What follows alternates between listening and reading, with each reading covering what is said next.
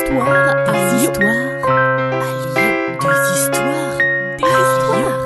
À Lyon. Allez, vous reprendrez bien un peu de visite si belle. Depuis quelques années, il y a une statue sur les quais de Saône, en face du palais de justice, à côté de la passerelle. C'est une statue immense de 3 mètres de haut. Un homme, fort, costaud et tout nu, porte dans ses bras un autre homme, fort costaud et tout nu lui aussi, alangui. On peut d'abord penser à une évocation homosexuelle. Puis, la statue surplombant la Saône, on se dit que c'est un sauveur qui sauve un homme de la noyade. Mais qu'allait-il donc faire tout nu ces 2 hommes en bord de Saône? On pense à nouveau à une histoire homosexuelle. On cherche aussi dans sa mémoire des anecdotes sur le nudisme à Lyon. Mais le nudisme lyonnais, c'est au grand large, à Miribel, au bord du Rhône, pas à la Saône. Puis on se dit que cette statue est plus ou moins d'un genre néoclassique rappelant du grec antique. Alors, on cherche dans ses souvenirs des noyés dans la mythologie grecque. On pense à Narcisse. Tiens, d'ailleurs, l'homme noyé ressemble beaucoup à l'homme qui le sauve.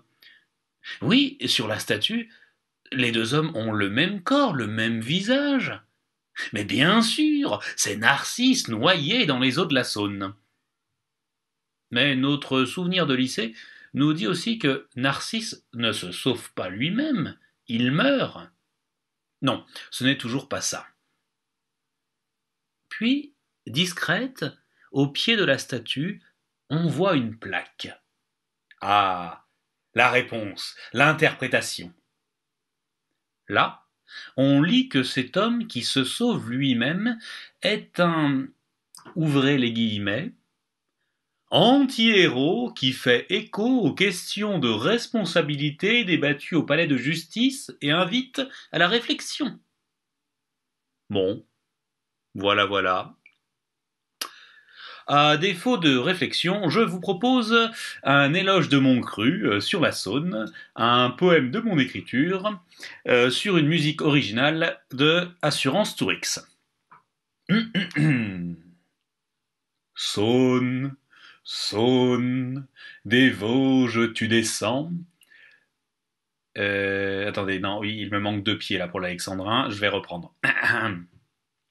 Saône, Saône, des Vosges tu descends, depuis Viau-Ménil parfois enneigé, tu as glissé des pentes de ton cours si lent, et longeant le Jura, au loin ensoleillé, il te faisait grossir à la fonte des neiges, mais le doute engrosse sans cesse davantage, te voilà dans le Mâconnais, au goût de liège, comme une danseuse qui fait de l'effeuillage en caressant les vignobles. Quel sacrilège!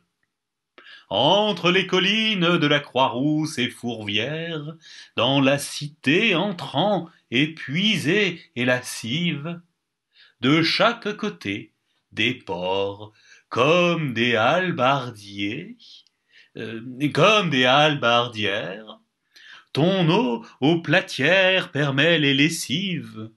C'est l'heure des épousailles avec le Rhône. Au confluent, il te pleure les petits gaunes.